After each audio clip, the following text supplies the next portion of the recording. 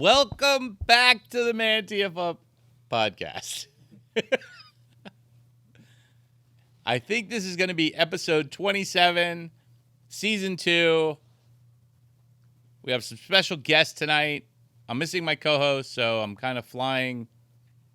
I don't even know. Solo. I'm trying. Solo. Unguided. I'm an unguided missile tonight. Be sure and follow us on YouTube. Look us up on Spotify, Apple, or everywhere a podcast could be. If you have any comments, send them along. Figure it out yourself. You know what's going on. Blah, blah, blah, blah, blah. Let's start. Ladies first. Ladies first. Okay, so my name's Emily Lana. I'm a professional dancer in Miami, a yoga teacher, and an event planner, and a real estate agent in the making. And I'm happy to be here. Not a stripper. Not Not a stripper. a stripper. Nope. And? And Matt Hardage, marketing serial entrepreneur, lifestyle apparel. Did a lot in real estate, actually. Just marketing in every sense. So. Cool. Nice. Both youngsters. Mm-hmm. I don't know how old you are, Emily. I know how old he is because it was announced. Really? Yeah, because men don't give a fuck how old they That's true. You want to take a guess? are. Mm-hmm. 18? Ah, good. I like that. That's a I like trap. that We don't answer. say it I know. You got to go really fucking low when you do that. This is true. 21. So we go, though. Thank you. We'll leave it at that. Oh, yeah, you better be 21. Right. No, I I gave you a know. shot of tequila. You give me a glass of tequila, not a shot. Well, whatever. It's like, That's neither here nor there. Okay, yeah. And you're 26, right? nice. That's cool. Less than half my age. That's a good starting point. There you go. Because I think I wanted to really get into in this episode is, besides the pussification of America, the thought process that's going on with the younger generation and how they feel about certain things, and that's kind of where I think this episode should go. Okay. So I don't know which way to start. I've never sat in this actual seat. I always sit over there so I can see everybody all at once. We'll start with Emily. Ladies first. That's probably best, Okay. yeah. So, we did an episode a while ago on paying rent to your parents if you move back in the house.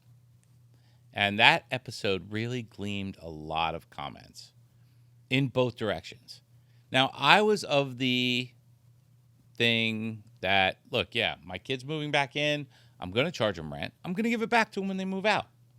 It's kind of like a savings account for them. That was my philosophy. It's still my philosophy on it. If my kid moves back in my house, I'm going to make him pay rent because that's the right thing to do. It's teaching them responsibility, whatever.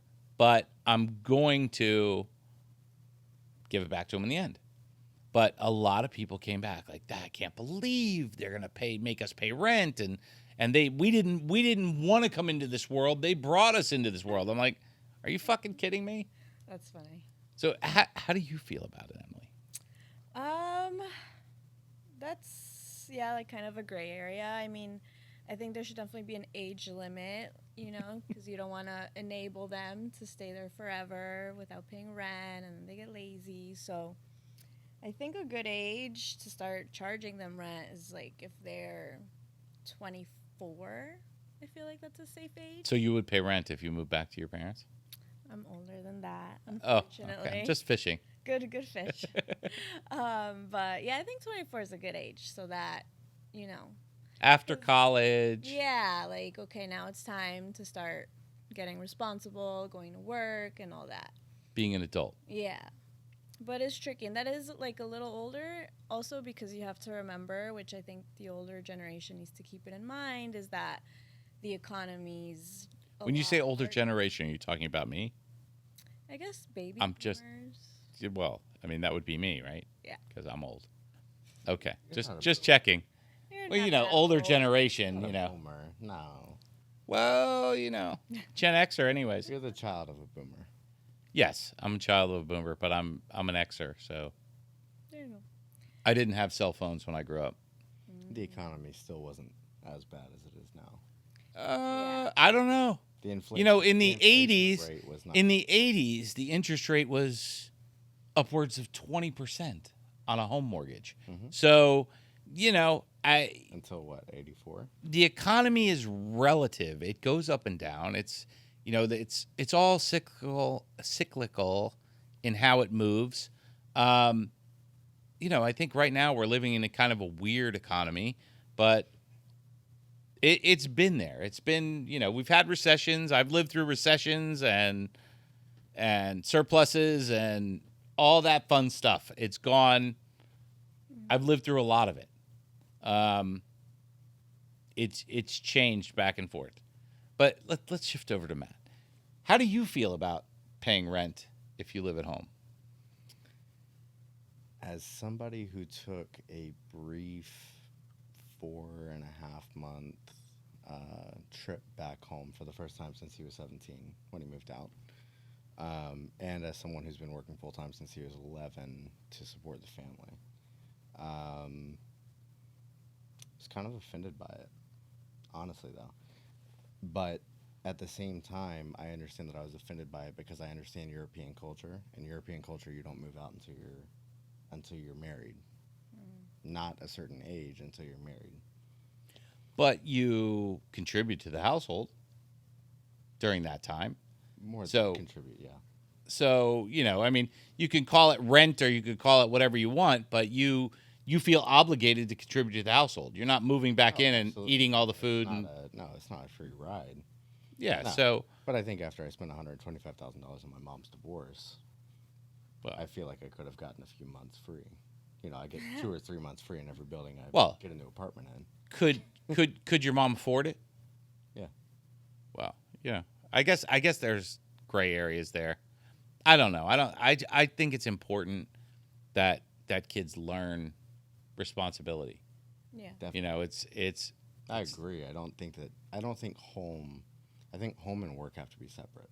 As someone where that was like the same environment for me, like I'll only ever talk about my mom because my father was just my boss. Right? Because I worked full time since I was 11 in his restaurant, washing dishes. I've worked 50 plus hours a week for more than half my life. So at a certain point, I think. Do you appreciate it now, though? I You're 26-year-old. I appreciate it. I don't wish it on anyone. Yeah, I feel you. I didn't have a childhood. I feel you. 11 is like pre-testosterone. Yeah. Right? Like there's not that. But in there's not that today's day and chemical age, you can need cut your to dick do it. off at 11 years old. You know, I'm just saying. Surgically, that it's seems not to be recommended. that seems to be a going thing that, you know, you can. It's okay for kids to decide whether they're male or female at 11. Oh, gotcha. Sorry. I didn't know what the fuck fuchsia was until I was like 19, so I don't think that's fair. Wow. Yeah. That's understandable. I mean, I can get some of the point of, you know, you might be butthurt if I mean, if you've already pulled your weight in the family. yes, Yeah. if you've already paid your dues and you come back. I mean, listen, I went to college when I was 30 years old. And maybe a little older, 32. And you know, my mom helped us during that time. You know, I was married, I had a kid, but I wanted to go back to college. So we had a duplex that we built for ourselves and to live in, and you know, my mom financed it, and I lived there for free for a couple of years. But I was bettering myself. So it's one thing if you're helping yourself and, you know, but she let me do it, and she could afford to let me do it. So it worked out. It was interesting though, because, you know, other siblings might get offended by that. You know, I mean, you mentioned something, but I won't mention it because you said you don't want to mention it. But, you know, it's as a parent, and I can say this as a parent, all of my kids are different. Mm-hmm. All of my kids have different needs. Oh yeah. So for me, I need to nurture what they need. You know, one might need a little financial help. One might need a kick in the fucking ass. Mm-hmm. You know, one might need a motorcycle. It just boils down to their needs. And as a parent, you have to decide what those needs are and who you help and who you don't. Yeah. I mean, that's just my take on it. I think we should probably move off of this. No, I mean, I agree, though. I think every child is different, Yeah. right? I mean, do you have siblings? Yeah, I have 3 younger siblings. Yeah. I have So- the whole spectrum. do they pay rent? I have a little brother with Down syndrome, which is the next youngest, and then another little brother. He's married and in the Marine Corps, and then I have a baby sister who's about to turn 18 this year. Congratulations. Yeah, Nice. so it's like a full spectrum, right? Like So one if one of thing- your siblings came to live with you, with me yeah, or with my mom, with you, if one of your siblings came to live with you, you know, hey bro, hey big bro, I need a little help. You know, can I come live with you for free for yeah, but a year? But these are the guidelines. I Okay. literally just went up to my mom's house to let her know what the bribe to my sister was about what college I want her to go to. She Well, wanted that's to cool. do fucking construction management, and I was like, let's broaden the fucking horizon a little bit. There's good money in that, by the way. Yeah, but let's do business management because Yeah. then you can take that anywhere. True. Yeah, she could minor in construction.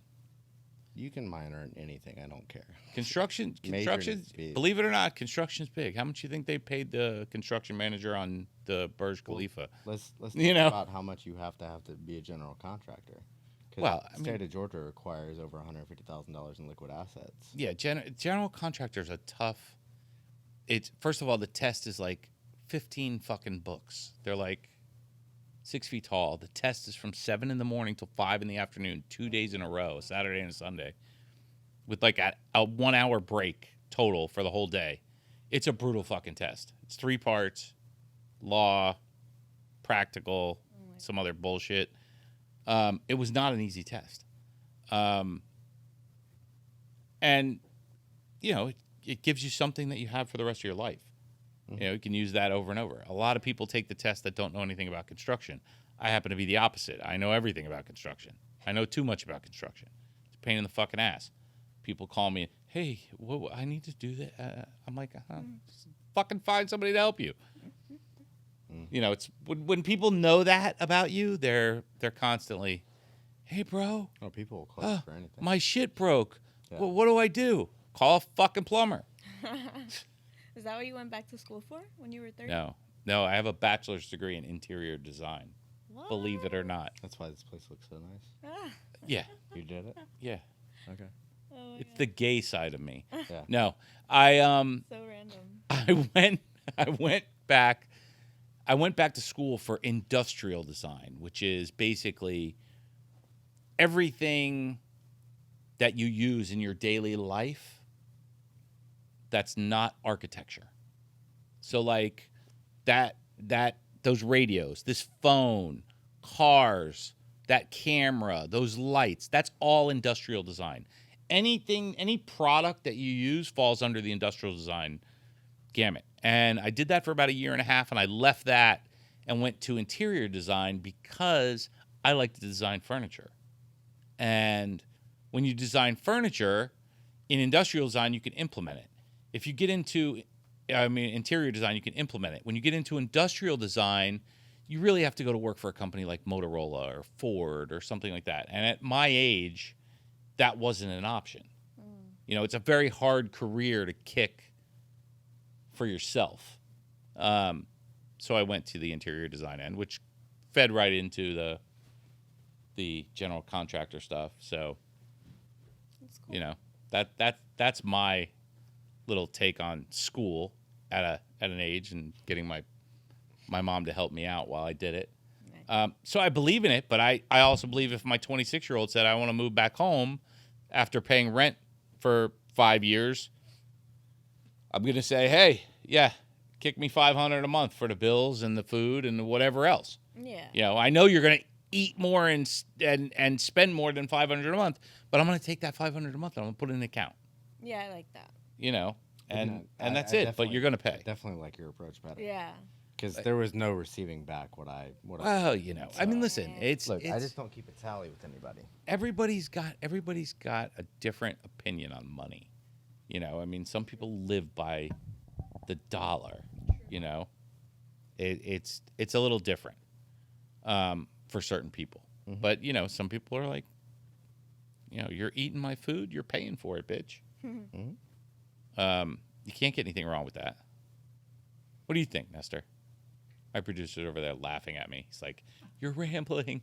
You're rambling. Get some questions going out."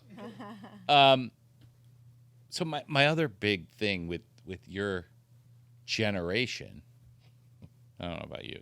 You're still under 30, You still so don't know how old you're I still under 30. So I'm sticking with under 30. Okay. With the under 30 generation and my kids, the younger ones, are very cancel culture on all this shit, and it's driving me fucking nuts. I'm surprised you know that term. Really? Why? Cancel Why are you surprised? culture. I don't know. It's very. I'm It's on Fox News at least 3 times a week. Really? Yeah. I don't watch the news, but oh my I god. don't either. My mom does. no CNN, Choose Fox bullshit. Not to fill my head. I get all my news from TikTok. Yeah. By the way, CNN and Fox News are both owned by News Corp. So Listen, fun. it's all you really. My dad told me once. He said, "Believe nothing you hear and only half of what you see." There you go. That is reality. You have to really. I mean, if you're a free thinker, you have to make your own decisions. Perception is reality. And where you get your information is really, I mean, I had this discussion the other night with my in-laws. You have CNN or you have Fox. So when I grew up, you could watch all 3 of the news stations, which at the time was CBS, NBC, and whatever else, and all 3 of them would have the same story. They would have a little bit different drama about it, but it was the same story. Now when you tune into CNN and Fox, you have 2 totally different fucking stories, which clearly says that they're stories. They're not news. Nobody's reporting the news. Yeah. There's 2 different people, 2 different networks saying the same thing that one person said and taking it 2 different ways. That's not news. That's not reporting on what's going on. That's controlled bias. Yes. It's kind of fucked. Yeah. I feel bad for you guys. Which is why I don't watch. I don't watch it. Yeah, I feel you, but If you were sitting in a room listening to both of us banter back and forth, could you make any effective decisions on your own without thinking about what we're talking about subliminally? probably not. Right. It's all there. So I don't watch it. We had that whole conversation today because we had a big conversation about peanut butter in our meeting, and then someone had peanut butter for dinner. So it was like, it's one of those things. Well, in a smoothie, but it's one of those things that you had peanut butter on the brain all day, and then the minute you have the opportunity to order it and eat it, you eat it. So it's like one of those, it is what it is. You're influenced by your environment. Mm-hmm. And Everyone is a part of the environment. yes, and being in Miami, you're fucked Oh yeah. because you never know what you're going to run into here. Not Yeah. if you just live on the 34th floor. The environment on the 34th floor or up, 30th and up, is just like people who can afford to be there. Yeah, no mosquitoes. No mosquitoes, no bugs, and no people who can't afford to make effective decisions. You might think that. I mean, but at least in my apartment, there's I- nobody there that can't make an effective decision. I feel you, but I don't know. Maybe not Opera Tower or like those buildings or the Flamingo. The flamingo is better now. Really? Yeah, Is that my where you buddy. live? No, my buddy lives there. So, but how do you guys feel about all these words getting canceled? I mean, is there really words that offend you? I mean, I mean, give me a word that would offend you, and you could just use the wouldn't first really- letter if you want. I wouldn't offend me, but I can see why it's not acceptable to use it anymore. Like, and I know in my childhood we all used to say it a lot. Like, oh, that's Gay. that or that's Retarded. Exactly. Wow, how'd you know I was thinking of that? I can read your mind. It's one of my skills. That's what makes me That such one, a that good one's- interviewer. There you go. But that's like a bad one that I can see like, okay, we shouldn't say that. No, and I completely get it, how it could offend some people. But here's my reality. I grew up without the internet, without a cell phone, without any of this shit. I knew at your age that the world was fucked up. I knew that people were getting raped and that people were getting killed and people were doing this and people were doing that. I knew that. Now, you know it times 1,000. Yeah. So people are like, oh, the world has changed. No, the world has not changed. It's just you see the news from the world. You don't see the news from Miami. Right. You know, I grew up in South Florida. There was shootings, you know, here. This was the drug capital of the world. There was shootings all the time. People were getting killed in the street on the regular. All the cops were on the take. It was normal daily life. Scarface was real. Mm-hmm. That was not bullshit. That movie was made and based on real things that happened here. So the fact that everybody sees everything now is making them feel like, oh, I'm so empowered. You know, it could be one person. It could be one person that's offended by that. Mm-hmm. And now the whole entire world is supposed to change because of that. But if you look at that and then you look at the power of information, which is now, like you said, 1,000 times more readily available than it ever has been in the world, right? It was also weaponized, and still is to this day, to several cultures. My director of operations for my holding company is second generation Nigerian. His parents are both from Nigeria. His father is literally there right now. You can tell what tribe somebody's from. There's three Nigerian languages. They don't just speak Nigerian or African or whatever anybody else thinks.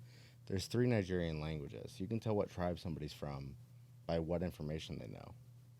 You say the word Web3, NFT, crypto, anything to everybody, 3 people will stand up. And they know what you're talking about. Because they have access to the unfiltered internet. Yeah, that's the scam capital of the world. It's also Nigeria is the It's scam also- capital of the world. English colonization. You know, whoever's running it, that's a different story. But it's, you know, No, that I'm whole talking about the weaponization of information. yeah, Not of course. not even just individual countries, just colonization in general, right? Like today is the byproduct of 150 years ago when it was run by white people. Mind you, Here we go with mind- white people again. Mind you, Here we go with the white people. I'm half native, half Scottish. Nice. right? So I have equal Half native what? Cherokee and Blackfoot. Interesting. My mom was Cherokee. I'm 25% Cherokee, 25% Blackfoot, and 50% I'm Scottish. 16% Cherokee. That's Yeah. cool. My mom's grandmother was Cherokee, 100% Cherokee. But Yeah, it's you look interesting. Here on this continent, like it was weaponized, right? You look at any reservation now, and it looks like a trailer park. Yeah, but you know, you have to go. I don't want to get into the whole tribal mentality because that's a totally different world. Tribal knowledge. I'm more concerned with what's going on with our kids and what's going on with you know the word. I mean, I grew up on sticks and stones may break your bones, but words will never hurt you. Right. Really, it's the truth. It's the truth. You know, I mean, Right. But I have they see friends who something are- They don't I know what have- it means. They Google it. yeah, I have friends who are gay, who are black, or this or that. I get it. You know, everybody's got their cross to bear. To me, they're all people.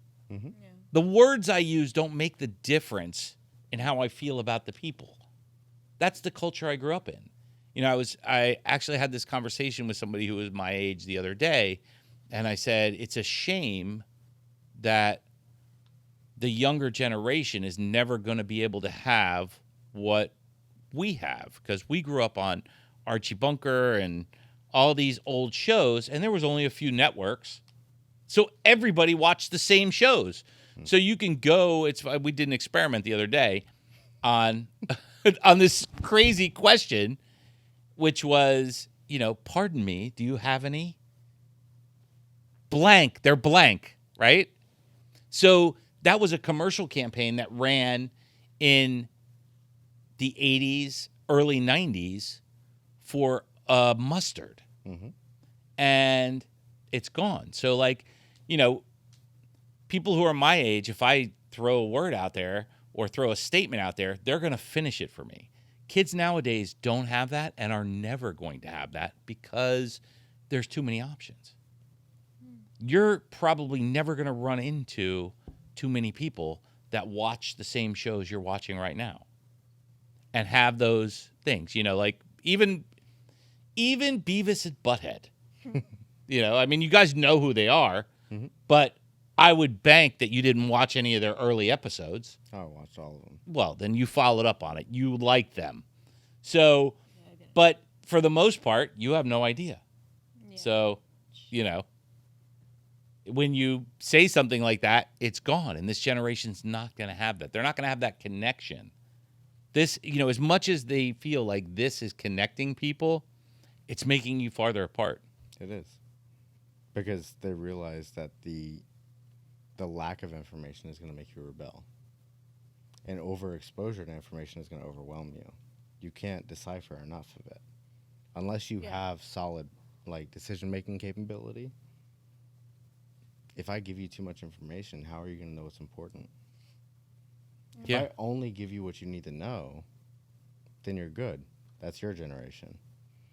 If I only give you the information that you if you don't know, it won't that's hurt you. Your generation. My generation grew up in, you have too much fucking information. What are you going to do with it all? What's under millennials? Generation Z. Z? So, my sister, she's my younger sister, she deactivates her Instagram, all the time now. Because it overwhelms them now. And it has such a bad effect on mental health. TikTok has it figured out. If you look at social media in general, they have you wired. They've programmed you to be very specific. If the video's over 30 seconds, you're gone. TikTok is a drug. Because no one over 30 is using it. You have 1 second of attention per year. But even they're even drawing in an older demographic. TikTok is the only social media platform that has gone completely through the spectrum of demographic age. Instagram has a certain age. Facebook has a certain age. TikTok has broke the age barrier. I didn't know that. Yes, it has broke the age barrier. You can get just as big an audience, 35 and over, as you could 18 and over on TikTok. You know why? Because the only social media the nips are platform. smart. Because it's the only social media platform that allows you to export natively to any phone in the world. Yeah, you can download it as a video. With Instagram, you send a link. You have to log into Instagram. If you don't have Instagram, you're fucked. You can save the video to your phone from TikTok and send it to somebody, and it's got a little watermark tag all over it that's bouncing all over the place. Now people are going to go look it up, right? Yeah. If they like that person's content, right? The news is even wiring you now to, if you like something, go find it, right? Yeah. Here's what this logo is. Here's TikTok. Here's Instagram. Here's Facebook. Here's whatever. Isn't the government trying to, get rid of it? They were for a while because it was Chinese, quote unquote. See the air quotes. True. Yeah, no, I mean, it's... Nips. Look, I'm not... Is that a word that can't be used anymore? Nips? I mean, come on. Nips? I've never heard it until you just Exactly. said it. I knew what you meant by it. Nipple?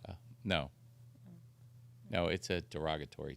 It's a derogatory term towards Asian people, similar to slopes or. It used to be chinks. Chinks. Oh my god, you guys are crazy. It's a derogatory term. Are you gonna But- beep that out? No, we're not going to bleep anything out. But the point is it's not hurting anybody. It's a fucking word. It's a word. It's a word. It's a word. All these words came from different things in our history, and different people feel different ways about them. I mean, the Vietnam War, that's if you watch any of the older movies like Full Metal Jacket, which I say is older, but it's not that old. No. Full Metal Jacket, it's like these are terms that they used during the war to refer to them. It was a war. If you're at war with somebody and they're killing you and you're killing them, you're going to have a derogatory term for them. And it's just, been through, generations.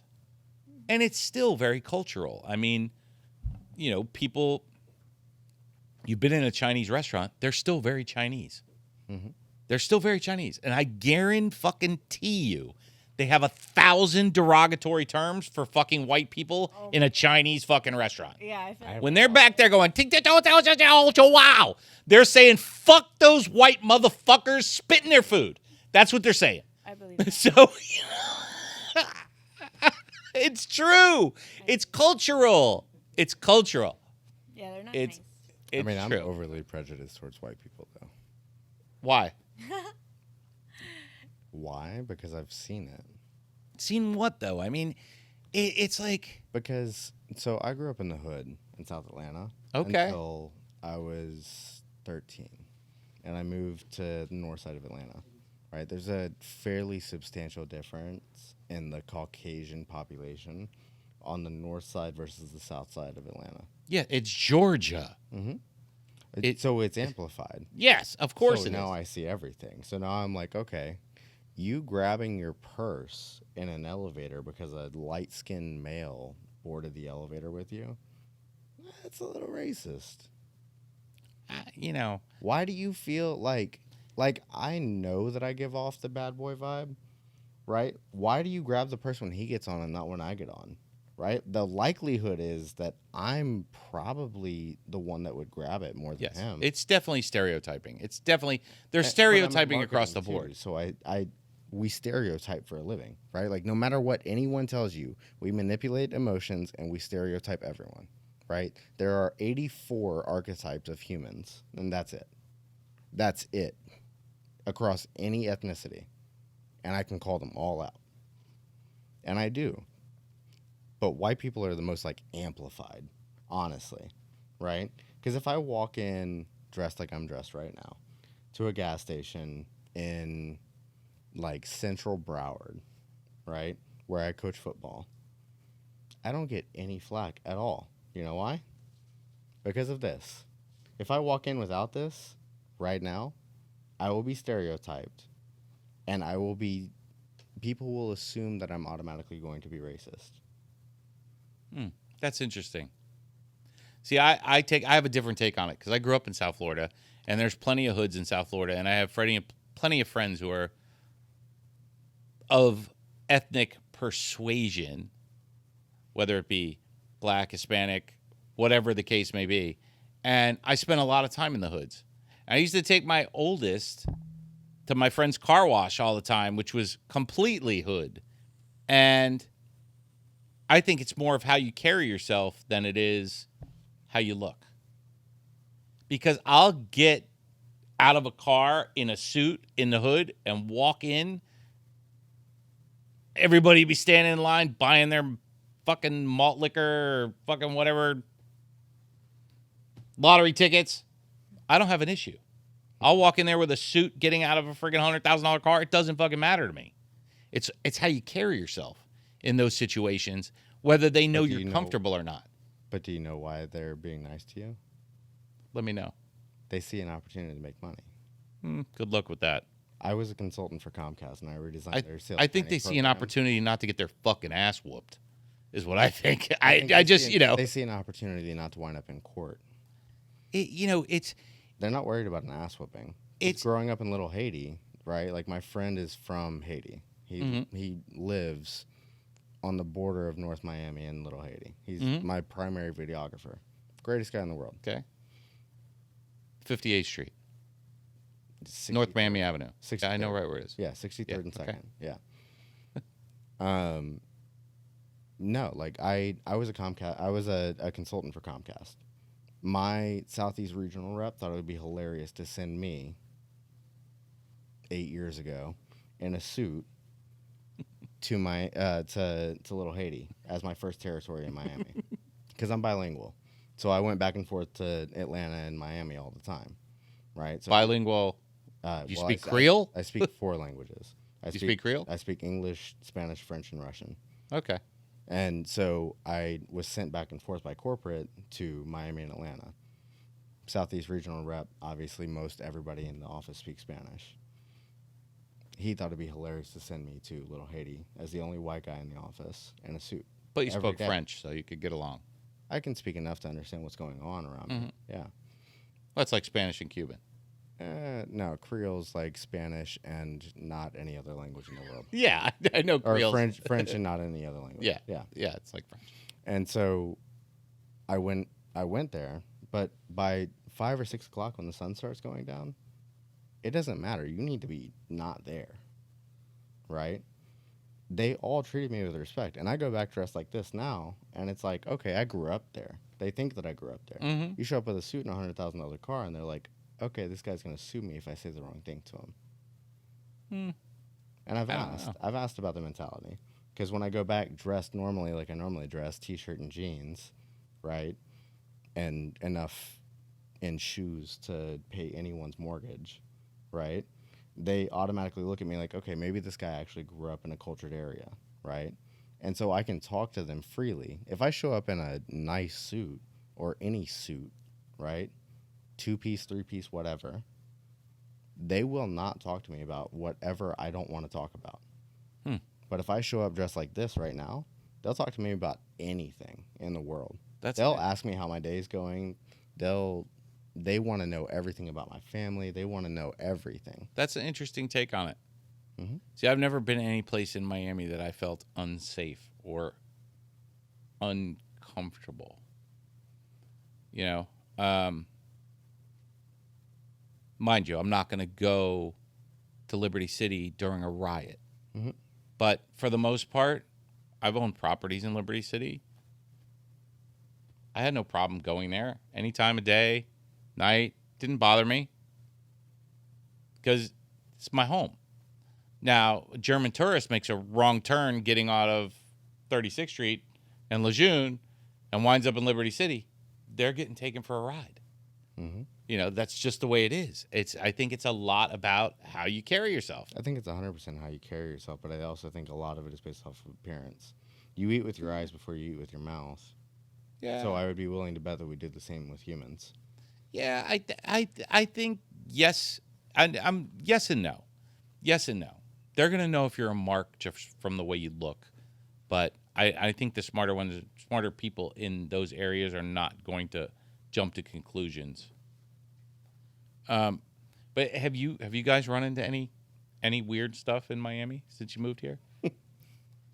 I mean, have you run into like Emily? Have you run into any things that you think are odd or different about Miami? I know we're getting a little off topic. I'm trying to stay onto the the cancel culture bullshit. How do you feel about the cancel culture, by the way? I mean, it is a little dramatic, but it is. I mean, are you losing friends over it? I think there's a lot more consciousness now, and so like, if you get canceled, I think it's like everyone is aware now that it's all for a reason, and that's maybe more philosophical. But what's the reason? I think you're only canceled if you accept it. Yeah, I think so too. How do you guys feel about Tate? Who? Andrew Tate. You know who Andrew Tate is? You guys even go on social media? Barely. I run a social media company. I try and stay off of it as much as possible. That's not good. I have an Instagram guy that that blocks all his ads. That's not good. Oh no, because there's plenty of people for me stay on social media 24/7. Ask him who Andrew Tate is. You know who Andrew Tate is? No. He's give me 30 seconds. I'll find out. He's kind of this. He's the anti. Oh, I do know who Andrew Tate is. I'm just kidding. I'm sorry. I listened to his I fucking love him. I'm a face. I was trying to give him a plug, but apparently I'm a faces person. You say a name to me, It's this guy. You probably know him immediately as soon as you see him. Oh no. No. No? Well, he Okay. talks about a lot about how, men are superior to women and and I don't know if it's superior, but men and women have different roles in society. Yeah. And no matter how much of a feminist or whatever you are, if you fucking get a flat tire, you're going to call a man to fix it, which is very true. And it's, I think it's physical true throughout superiority- history. I think physical superiority and maturity superiority need to be like differentiated. Intellectual superiority and physical superiority are not the same thing. We are very primal beings as men. Testosterone allows us to do that. Yeah. So mental superiority. It's good that you bring that up. So doesn't it require a barbaric way of thought to protect someone? Isn't that mentally? I mean, That's if you physical saw superiority. someone attacking a woman, a man attacking a woman, and you went to defend her, don't you mentally have to be prepared to hurt that person? Isn't that a mental thing? Mentally, I think it requires a lack of presence and understanding what you're about to do to that other human body. As someone who fought MMA for 7 years, like I think that's. I know what I can do to another human, so That I was a try job, and stay though. chill. No. That was a job. You fought Not MMA as a UFC, not job. professionally. I fought it But- as a hobby. Okay, I fought it a as an hobby. outlet. It was a Yeah. sport to you. Mhm. So when you got It's in a a ring with barbaric somebody, sense. when you got in a ring with somebody to fight, you weren't fighting because you didn't like that person. You were fighting because it was a sport. I think Well, at the end of the athleticism- day, you I shook think the guy's hand. I think athleticism and barbaric nature are separate. Hmm. Barbaric nature wouldn't put an end to it until he stops breathing. Athleticism will, and will tell you that sportsmanship says you shake his hand at the end if his hand still works. Yeah, see, I was never much of a fighter when it came to that kind of. I never was a sport fighter. I don't, And I don't like running. My knees are bad, so I learned how to fight. Listen, I got my ass beat when I was a little kid. I moved into a neighborhood and I wasn't the right religion, I wasn't the right thing, and I got my ass beat on the daily, Aw, which teaches you something.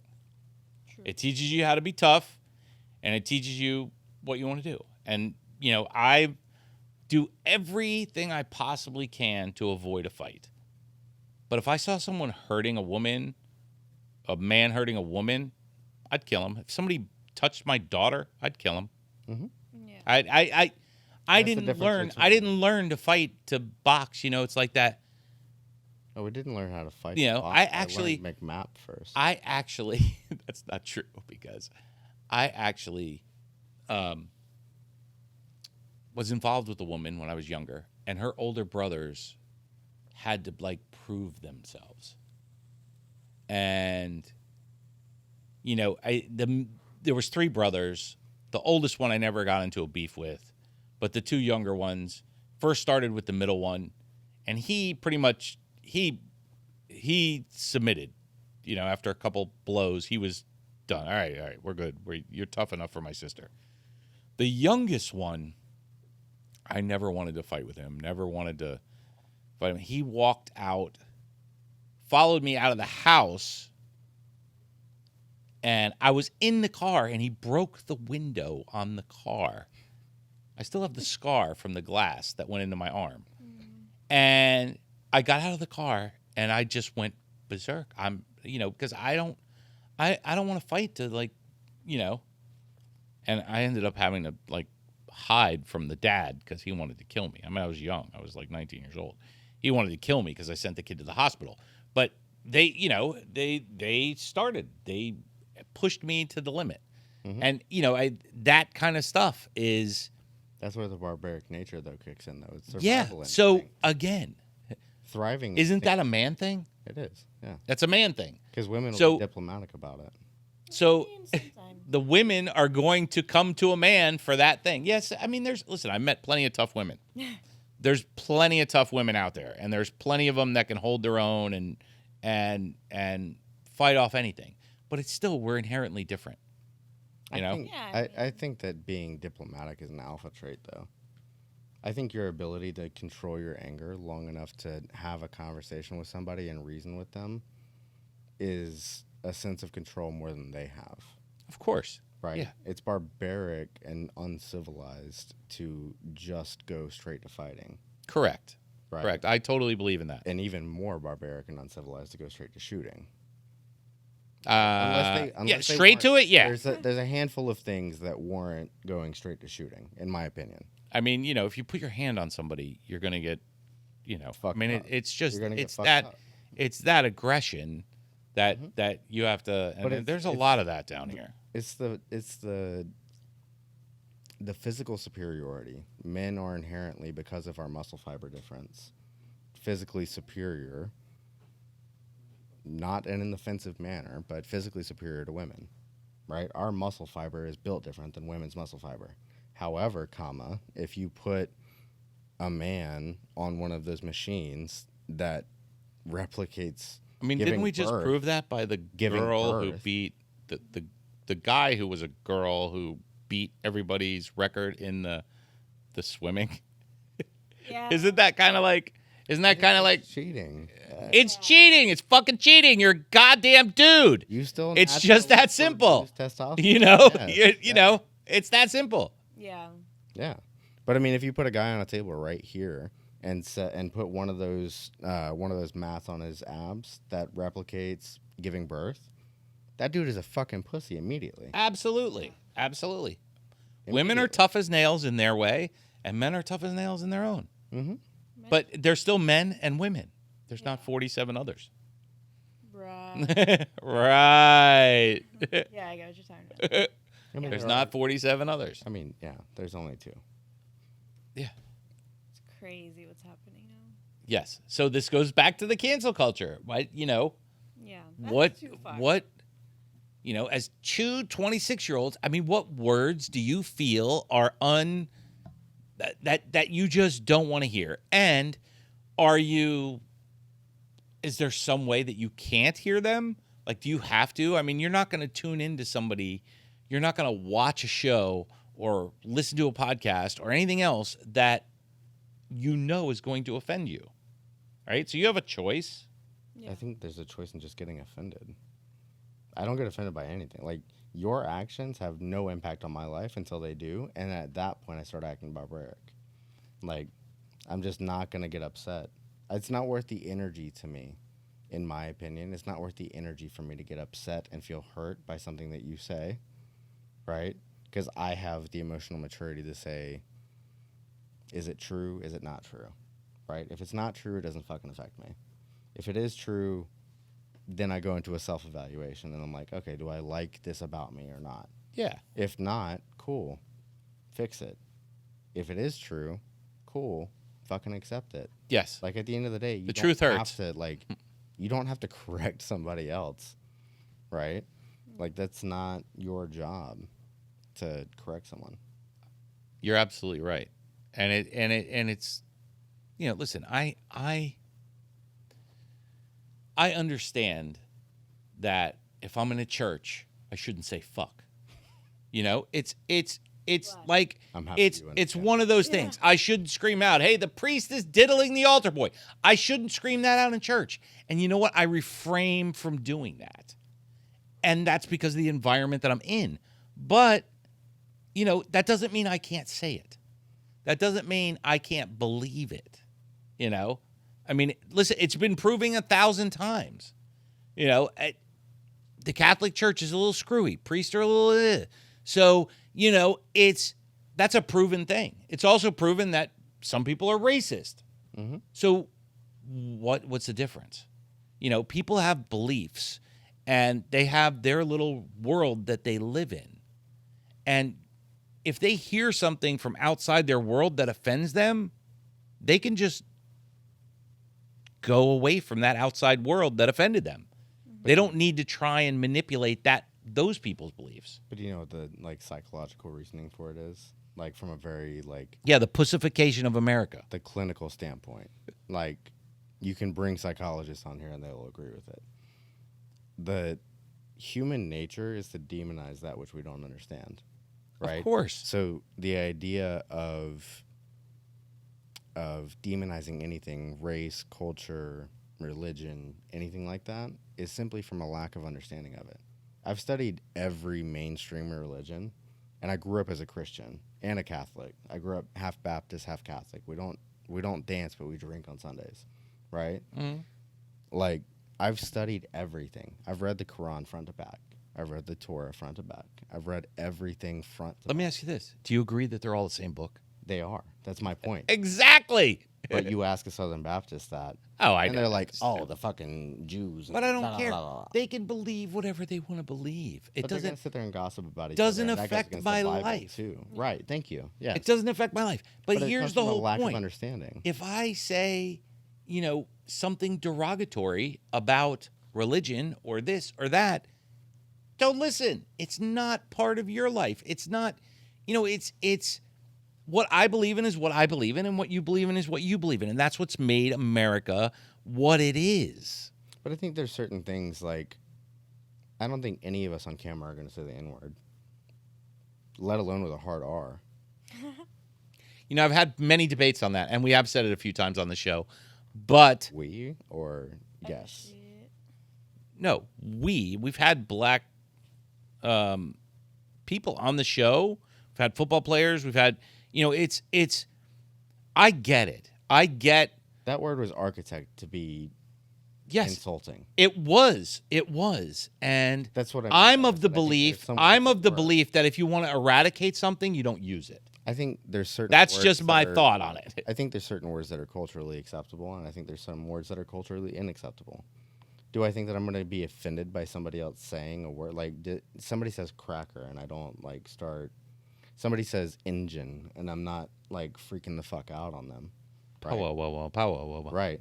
Like, you can literally get up and do a whole fucking rain dance right now, and I don't... Yeah, and I did a whole I know, I saw you rant sing on it that. with it, yeah. Did a whole rant on how the Indians feel about But no, society I mean, today. I think it ultimately does boil down to be a choice. But culturally, I think civility requires us to have certain boundaries, right? Like, we don't cross a certain line, right? Like, we're sitting here debating the ethical fortitude of retarded and gay and transgender and tranny and all these byproducts of it. We're not sitting here debating the cultural fortitude of the N-word. My point is, where does it end? Because in history, if you give someone an inch, they will take a fucking mile. Mm-hmm. So the fact that I heard them saying spaz was, I mean, it is what it is. It's a word. It's a word. And I understand. Said that? I'm not going to say that to someone who might get offended by it. It's my... And by the same token, those people shouldn't be watching or being put in front of Look, if things you're that gonna would, then spaz the fuck out. I don't understand what they canceled the fucking word. Fucking Beyonce took it out of a song. Look, I mean, it's like, really? Really? I Is say it that? spaz all the time. That's censorship. That's what it is. That's where I'm getting at with pure censorship. That's where I'm getting at though with the we went from completely censoring, right? Like, fear ultimately turns into anger after a certain amount, right? So if you start limiting information and you're fearful of education, then you're going to be angry about not being educated. If you're overeducated and overwhelmed and, quite frankly, sensory overload in general, right, then you can start pinpointing certain things that you don't like, and you can just cancel them out, right?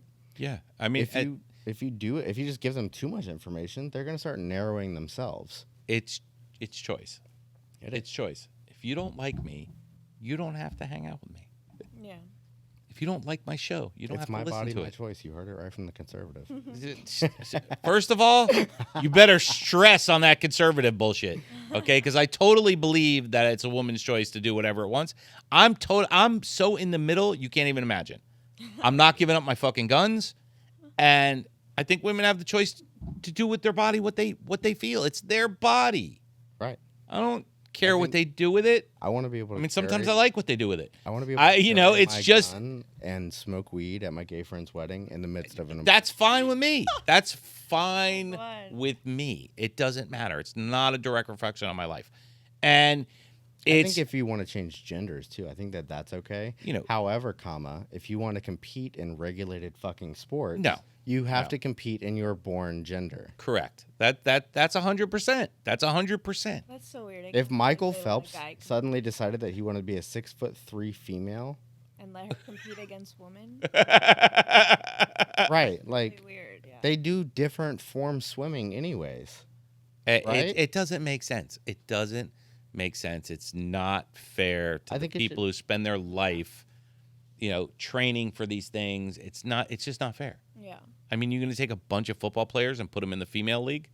I mean, as a marketing consultant, like I would say, there's no such thing as being canceled, right? Like if you accept it and you're like, shit, man, I was really in the wrong. Either fucking own it or disappear, bro. Like that's on you.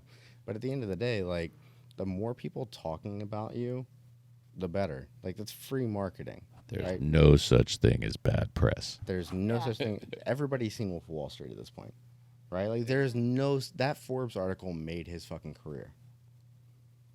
My business partner literally just met with him on Tuesday. Who? With Jordan Belford. The real wolf? Mm-hmm. The one that was at the end of the movie, introducing Leonardo DiCaprio as Jordan Belford. Yeah. Like, literally went to his house here in Florida, in South Florida, and met with him. That's cool. Like, he didn't get canceled. Yeah. He went to a white-collar prison for 10 years and got out. And he's making money off of the crimes. He's making money off of the brand that he made around himself. And his crimes. Yes, his crimes. Sure. I know a lot of people lost money because of him.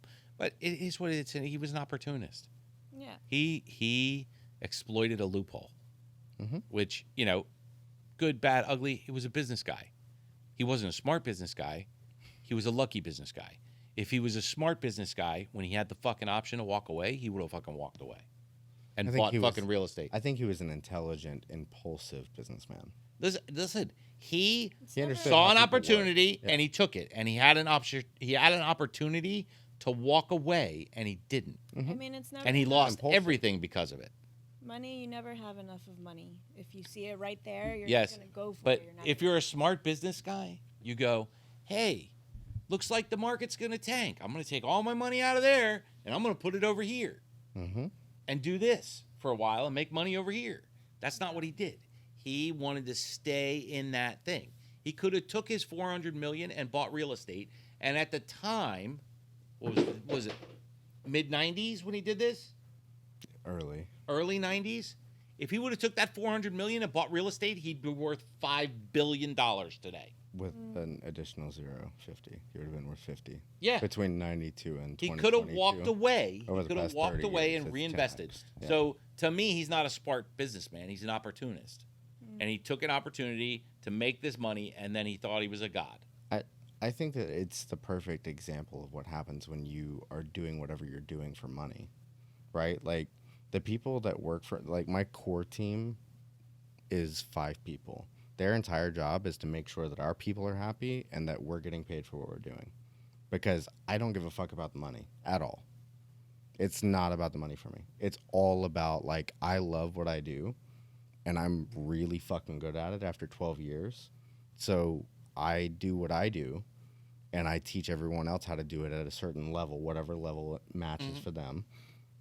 And their job is to be an asshole and make sure we get paid, right? But I also know that good business is a sustainable thing, and that fucking people over is not sustainable.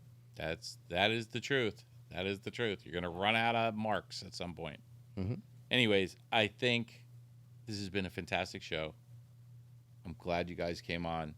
I want to have you back on again. Emily, I want you to talk more. Sorry, I talk a lot. It's okay. It's not that I want you to talk less. I just want her to talk more. We got you next time. I could talk less.